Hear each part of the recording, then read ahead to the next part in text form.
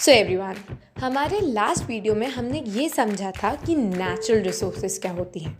कोई भी ऐसी चीज़ जो आपके काम की है और जिसे आपको नेचर ने दिया है वो एक नेचुरल रिसोर्स है। जैसे एयर। एयर हमें बहुत इंपॉर्टेंट गैसेस जैसे ऑक्सीजन, कार्बन डाइऑक्साइड, नाइट्रोजन और एटमॉस्फेयर जैसी चीज़ें प्रोवाइड करती है। इसलिए एयर हमारे काम की है, यूज़फुल है और वो हमें नेचर ने दी है। तो एयर क्या है? एयर एक नेचुरल रिसोर्स है। सो गाइज, आज के वीडियो में हम डिस्कस करने वाले हैं अबाउट एयर कि एयर बनती कैसे है, एटमॉस्फेयर का हमारी लाइफ में क्या रोल है, कैसे एटमॉस्फेयर हमें प्रोटेक्ट करता है, ऑल्सो विंड्स क्या होती हैं और ये एयर का मूवमेंट यानी कि विंड्स चलती कैसे हैं। So guys, before starting to the video, दो बातें। सबसे पहले, अगर अभी तक आपने मेरे चैनल को सब्सक्राइब नहीं किया है तो जल्दी से कर दीजिए। एंड ऑल्सो आप इस वीडियो के एंड में जो मैंने आपको क्विज दिया है डिस्क्रिप्शन में, उसे करना भूलिएगा मत। With this guys, I am Palchan Yadav and you are watching.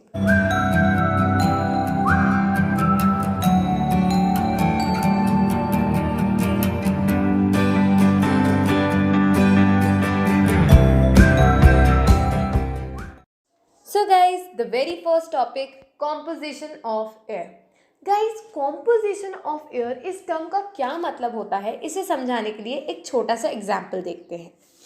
Guys, मान लीजिए आपको दो लोगों के लिए चाय बनानी है, ठीक है। अब दो लोगों के लिए चाय बनाने के लिए आपको क्या चाहिए? आपको चाहिए 1 गिलास पानी, 1 गिलास दूध, 2 चम्मच शक्कर, 2 चम्मच चाय पत्ती, बस। इन चीज़ों को इन्हीं क्वांटिटी में जब आप मिलाएंगे तो चाय बन जाएगी, राइट। तो ये क्या हुआ? ये हुआ कॉम्पोजिशन ऑफ चाय, यानी कि किस किस चीज़ को कितने कितने अमाउंट में मिलाएं कि हमारी चाय बन जाए। वैसे ही होता है कॉम्पोजिशन ऑफ एयर, कि किन किन चीज़ों को कितने कितने अमाउंट में बनाएं कि हमारी एयर बन जाए। तो गाइज, चलो समझते हैं एयर बनती कैसे है। सो एवरीवन, एयर बनाने के लिए हमें चाहिए 0.9% ऑफ आर्गन प्लस, फिर हम उसमें मिलाएंगे 78% ऑफ नाइट्रोजन, फिर हम मिलाएंगे उसमें 21% ऑफ ऑक्सीजन, फिर 0.03% ऑफ कार्बन डाइऑक्साइड, फिर थोड़े से अमाउंट में 1% में वाटर वेपर्स और कम अमाउंट में 0.17% में हमारे अदर गैसेस। जब ये सारी चीज़ें इसी क्वांटिटी में मिलती हैं तो हम क्या बनती है? बनती है हमारी एयर। गाइस, एयर बनाते टाइम हमें ये ध्यान रखना है कि इन सारी चीज़ों की क्वांटिटी यही होनी चाहिए। 78% नाइट्रोजन है तो वो 78% ही प्रेजेंट होना चाहिए। अगर किसी भी चीज़ की क्वांटिटी ऊपर नीचे होती है, जैसे हम सब जानते हैं कि आजकल हम लोग प्लास्टिक बर्न करते हैं, मतलब लकड़ियाँ भी जलाते हैं, प्लास्टिक जलाते हैं, कितनी सारी चीज़ें जलाते हैं, उससे कार्बन डाइऑक्साइड प्रोड्यूस होता है। फिर हमारी गाड़ियों में से जो धुआं निकलता है, फिर फैक्ट्रीज़ में से जो धुआं निकलता है, इन सारी चीज़ों की वजह से क्या हो रहा है? इन सारी चीज़ों की वजह से जो कार्बन डाइऑक्साइड इतना छोटा सा आपको दिख रहा है, इसका जो लेवल है वो हमारे सराउंडिंग में, हमारे एयर में बढ़ रहा है, जिसकी वजह से एयर पॉल्यूशन हो रहा है। Guys, as you can see in the points, यहाँ सबसे पहला लिखा हुआ है composition of air makes life possible, यानी कि ये जो कॉम्पोजिशन है, ये सारी चीज़ें जो इतने इतने अमाउंट में प्रेजेंट हैं, ठीक है, इन्हीं क्वांटिटीज़ और इन्हीं इंग्रेडिएंट्स की वजह से ही हमारी लाइफ पॉसिबल है।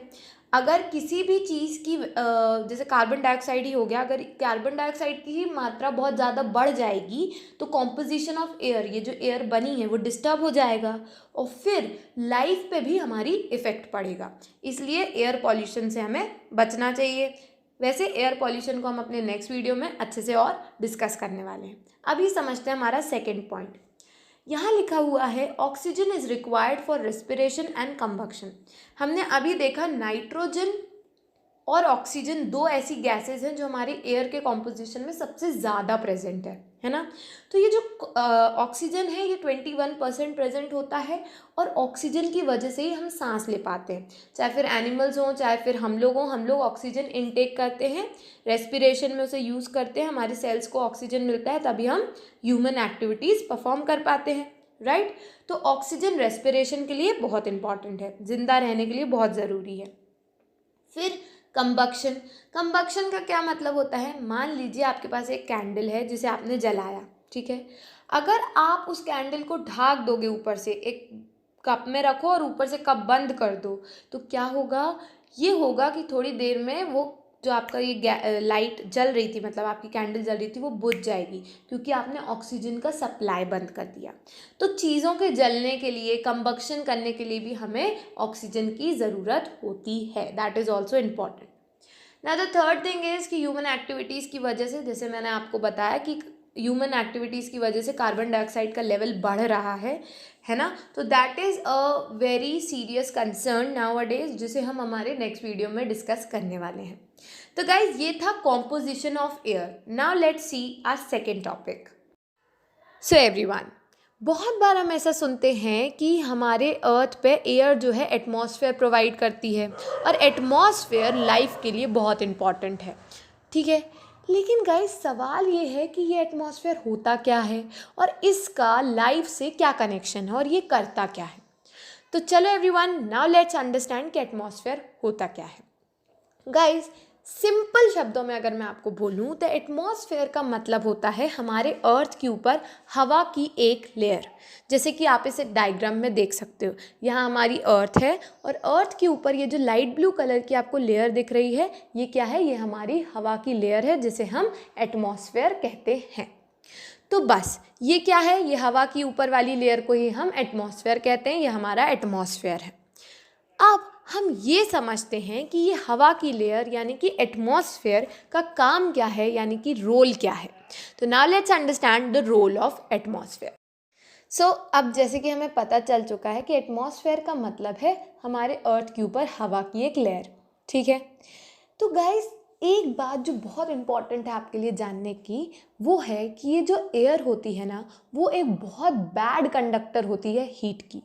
बैड कंडक्टर ऑफ हीट से मेरा क्या मतलब है, बैड कंडक्टर ऑफ हीट का मतलब है कि एयर में से ज़्यादा हीट रेज पास नहीं कर सकती। मतलब अगर हीट रेज आएंगी तो एयर में से वो पास नहीं कर पाएंगी, कुछ ही पास कर पाएंगी, बाकी बाहर के बाहर ही रहेंगी, ठीक है। तो अब होता क्या है, जैसे कि आप देख सकते हो, अर्थ है, अर्थ के पास है सन, ठीक है। सन से अर्थ की तरफ क्या आती हैं, हीट रेज आती हैं, रेज आती हैं, ठीक है। तो जब वो रेज आती हैं तो अर्थ में एंटर करने से पहले वो एयर की जो लेयर यानी कि हमारा एटमॉस्फेयर पड़ता है। तो जब ये रेज आ रही हैं, उनमें से कुछ ही हीट रेज वो एयर की लेयर को पास करके अर्थ में एंटर कर पाती हैं डे टाइम में। इसकी वजह से क्या होता है कि बहुत ज़्यादा हीट हमारे अर्थ तक नहीं आती और हमारे अर्थ का टेम्परेचर एकदम से दिन में बहुत ज़्यादा नहीं बढ़ता, टेम्परेचर नॉर्मल रहता है, ठीक है। तो दिन के टाइम में एटमॉस्फेयर की वजह से हमारे अर्थ का टेम्परेचर बहुत ज़्यादा नहीं बढ़ता, ठीक। अब रात में क्या होता है, जब सन नहीं होता, रात हो जाती है, तब ये हीट रेज जो हमारे अर्थ के अंदर थी, ये बाहर जाने की कोशिश करती हैं। लेकिन क्योंकि बाहर जाने के लिए भी पहले उनको एटमॉस्फेयर की लेयर को पास करना पड़ेगा, और आप जानते हैं कि एयर में से हीट रेज पास नहीं कर सकती, इसलिए जब वो रात में जाने की कोशिश करती हैं तो एटमॉस्फेयर उन्हें बाहर जाने नहीं देता। और क्योंकि रात के टाइम में ये हीट रेज बाहर नहीं जा पाती, इसलिए हमारे अर्थ का रात को टेम्परेचर एकदम से बहुत कम नहीं होता, यानी कि एकदम से ठंडी नहीं हो जाती धरती, राइट। तो दिन में एटमॉस्फेयर की वजह से बहुत ज़्यादा टेम्परेचर बढ़ा नहीं, बहुत ज़्यादा गर्मी नहीं बढ़ी, है ना। और रात में जो भी हीट रेज थी वो बाहर नहीं जा पाई, इसलिए रात में बहुत ज़्यादा कम टेम्परेचर नहीं हुआ, एकदम से अर्थ ठंडी नहीं हो गई, है ना। तो क्या समझ में आया हमको ये समझ में आया कि ये जो एटमॉस्फेयर की लेयर है, इसी की वजह से हमारे अर्थ का टेम्परेचर एक समान यानी कि मेंटेन्ड रहता है। दिन में बहुत ज़्यादा गर्मी नहीं हो जाती, रात में बहुत ज़्यादा ठंडी नहीं हो जाती। तो एटमॉस्फेयर का क्या काम है, एटमॉस्फेयर का काम है हमारे अर्थ के टेम्परेचर को मेंटेन करके रखना, ठीक है। अब सवाल ये है कि अगर मान लो टेम्परेचर मेंटेन नहीं होता, मतलब अगर ये एटमॉस्फेयर नहीं होता तो क्या प्रॉब्लम थी, रेज आती एकदम से गर्मी हो जाती, रात होती एकदम से ठंडी हो जाती, क्या दिक्कत है। दिक्कत ये है कि अगर एटमॉस्फेयर नहीं होगा तो लाइफ पॉसिबल ही नहीं होगी। अगर एकदम से ठंडी एकदम से गर्मी जैसे मून पे होता है, वहाँ एटमॉस्फेयर नहीं है, तो दिन में बहुत ज़्यादा गर्म, रात में बहुत ज़्यादा ठंडा हो जाता है वहाँ पे। तो उससे क्या होता है, ऐसी सिचुएशंस में plants, animals, human beings survive नहीं कर सकते। प्लांट्स को ग्रो करने के लिए सर्टेन कंडीशंस चाहिए हैं। ऐसे जैसे अगर बहुत ज़्यादा ठंडी और गर्मी दिन रात में होती रहेगी तो प्लांट्स, एनिमल्स और हम भी ज़्यादा सर्वाइव नहीं कर पाएंगे। इसलिए guys, atmosphere is very important and essential for our lifes. And इसीलिए कहते हैं कि हमको क्या बोलते हैं, एटमॉस्फेयर को और एयर को प्रोटेक्ट करके रखना चाहिए, उसको पॉल्यूट नहीं करना चाहिए। Now guys, let's move towards our next topic and the last topic of the day. So guys, बहुत बार आपके साथ ऐसा हुआ होगा कि आप खड़े होंगे और एकदम से हवा कैसे झोंका आया होगा और आपके बाल उड़ने लगे होंगे, राइट? या फिर आप खड़े हैं और आप देख रहे हैं कि आंधी तूफान आ गया और कई बार पेड़, मतलब एकदम अच्छी ठंडी हवा चलती है और पेड़ और जितनी भी चीज़ें हैं आसपास सब मतलब लहराने लगते हैं ना। तो कभी क्या आपने ऐसा सोचा कि ऐसा क्या हुआ है हमारे अर्थ पे, या ऐसा क्या रीज़न है जिसकी वजह से पहले तो कुछ भी नहीं चल रहा था और एकदम से ये हवाएं चलने लगी, है ना? एकदम से ये जो हवा चल के आई जिसकी वजह से पेड़ मतलब सारी चीज़ें से लहरा रही हैं। तो what is the reason behind winds? What is the reason behind the movement of air? तो गाइज, चलो समझते हैं कि ऐसा क्या होता है जिसकी वजह से ये हवाएं चलने लगती हैं। Let's understand. सो एवरीवन, हवा चलने का मेन कारण होता है एटमॉस्फेयर में चेंज होना, ठीक है? अब हम ये देखते हैं कि क्या ऐसा एटमॉस्फेयर में चेंज होता है कि हवा चलने लगती है, पॉइंट बाय पॉइंट। सबसे पहली बात है, आप देख सकते हो हमारी अर्थ पे सन से रेज आती हैं, राइट? एक तरफ दिन होता है, एक तरफ रात होती है, ये हम सबको पता है। तो गाइस, जब डे टाइम होता है, सन से हमारे अर्थ की तरफ रेज आ रही हैं। एटमॉस्फेयर की वजह से कुछ ही हीट रेज हमारे अर्थ पे एंटर करती हैं। अब गाइस, पॉइंट नंबर 1, जो हीट रेज हमारे अर्थ के अंदर आई हैं, उनमें से कुछ हीट रेज तो अर्थ ऑब्जर्व कर लेगी और बाकी वो रिफ्लेक्ट बैक करेगी, यानी वापस वो बाहर भेजने की कोशिश करेगी। लेकिन आपको पता है कि बाहर एटमॉस्फेयर है तो ये रेज बाहर जा नहीं सकती, है ना? तो तब ये रेज क्या करती हैं? पॉइंट नंबर 2, क्योंकि ये रेज बाहर नहीं जा सकती, ये हमारी हवा को गर्म कर देती हैं। क्या करती हैं? हमारी हवा के पार्टिकल्स को गर्म कर देती हैं। पॉइंट नंबर 3, आपको ये बात पता होनी चाहिए कि जो हवा के गर्म पार्टिकल्स होते हैं वो लाइट इन वेट होते हैं, मतलब बहुत हल्के होते हैं और गर्म होने की वजह से ऊपर उठते हैं। क्या उठते हैं? ऊपर उठते हैं, ठीक है? तो ये था पॉइंट नंबर 3। पॉइंट नंबर 4, क्योंकि अब हवा गर्म हो चुकी है तो उसके पार्टिकल्स क्या करेंगे? वो ऊपर उठेंगे, ठीक है? तो जब ये पार्टिकल्स ऊपर उठेंगे तो पहले वो जो जहाँ थे वो जगह क्या हो जाएगी? खाली हो जाएगी, राइट? तो अब उस खाली जगह में क्या आएंगे? कोल्ड पार्टिकल्स आएंगे। देखो, ये दिन था, यहाँ पे सूरज पड़ रहा था, आप मान सकते हो कि यहाँ की पूरी एयर गर्म हो गई थी। लेकिन दूसरी तरफ जहाँ रात थी वहाँ तो ठंडा, वहाँ की हवा तो ठंडी थी। तो वहाँ से यहाँ पे क्या हो रहे हैं? पार्टिकल्स का मूवमेंट हो रहा है। वो ठंडी जो कोल्ड एयर के पार्टिकल्स हैं वो ये गर्म हवा के पार्टिकल्स की जगह लेने की कोशिश करते हैं और इसी वजह से क्या होता है? इन पार्टिकल्स का मूवमेंट होता है। ये जो गर्म है वो ऊपर उठ रहे हैं और जो ठंडे हैं वो गर्म की जगह आने की कोशिश कर रहे हैं। इससे हमारे पार्टिकल्स का मूवमेंट हो रहा है, यानी कि मूवमेंट ऑफ एयर हो रहा है। तो गाइज, अगर हम इन शॉर्ट में बोलें, एक फ्लो चार्ट में समराइज़ करें, तो सबसे पहले पॉइंट नंबर 1 है हमारे टेम्परेचर का डिफरेंस। ये जो हमारी रेज हैं जो रिफ्लेक्ट बैक हुई हैं उनकी वजह से हमारा क्या हो रहा है? पार्टिकल्स गर्म हो रहे हैं, ठीक है? वो लाइट इन वेट हैं तो वो ऊपर उठेंगे।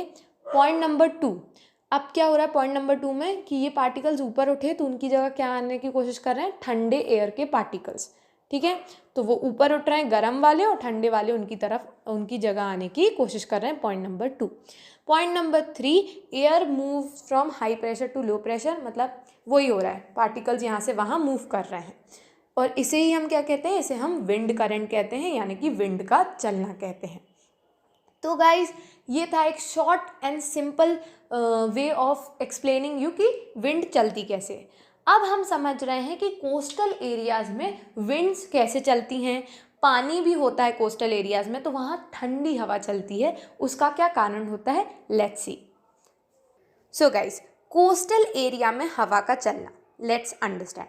देखो क्या होता है कि वहाँ पे सूरज से अपने मतलब हीट रेज लैंड पे आ रही हैं।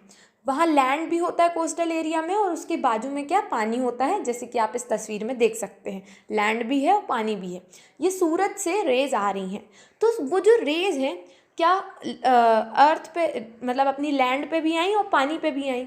तो आपको एक बात बहुत अच्छे से पता होनी चाहिए कि पानी और वाटर के कंपैरिजन में लैंड और वाटर के कंपैरिजन में लैंड जो होता है वो जल्दी हीट अप होता है। क्या, लैंड जल्दी हीट अप होता है एज़ कम्पेयर टू वाटर। तो लैंड पे जैसे ही वो हीट रेस पड़ेंगी, लैंड जल्दी से रिफ्लेक्ट बैक करेगा और लैंड के ऊपर की हवा बहुत जल्दी गर्म हो जाएगी, ठीक है, इन कंपैरिजन टू वाटर। तो बस लैंड के ऊपर की हवा जल्दी गर्म हो गई, तो गर्म हवा के पार्टिकल्स ऊपर उठने लगेंगे, और अब किसी और जगह से ठंडे पार्टिकल्स नहीं आएंगे। जो हमारा पानी है उसके ऊपर के particles in comparison to land क्या हैं, ठंडे हैं। तो बस ये पानी से ही एयर के जो ठंडे पार्टिकल्स हैं वो ये गर्म पार्टिकल्स की जगह लेने की कोशिश करेंगे। तो क्या हो रहा है, पानी से पार्टिकल्स, पानी के ऊपर वाली हवा के पार्टिकल्स इस तरफ फ्लो कर रहे हैं, और यहाँ के जो गर्म पार्टिकल्स थे वो ऊपर उठ रहे हैं, ठीक है। तो इसलिए कोस्टल एरिया में जहाँ लैंड भी होता है और वाटर भी होता है, वहाँ बहुत ठंडी पानी वाले एयर वाली ठंडी हवाएं चलती हैं, ठीक है गाइज। अगर हम इसे पॉइंट में समराइज़ करें तो क्या होगा, नंबर 1, लैंड और वाटर दोनों है कोस्टल एरिया में, ठीक है। नंबर 2 पॉइंट है कि लैंड जल्दी गर्म होता है इन कंपैरिजन टू वाटर, इसलिए लैंड के ऊपर वाली एयर जल्दी गर्म हो जाती है, ठीक है। पॉइंट नंबर 3, वाटर के ऊपर की एयर लैंड के कंपैरिजन में ठंडी होती है, ठीक है। पॉइंट नंबर 4, क्योंकि लैंड के ऊपर की एयर जल्दी गर्म हो गई है, वो पार्टिकल जल्दी ऊपर उठेंगे, ठीक है। और अब वाटर के ऊपर वाली एयर के ठंडे पार्टिकल्स इसकी जगह आने की कोशिश करेंगे। पॉइंट नंबर 5, ऐसा करने की कोशिश में सारे पार्टिकल्स मूव कर रहे हैं, यानी कि विंड चल रही है, हवा चल रही है।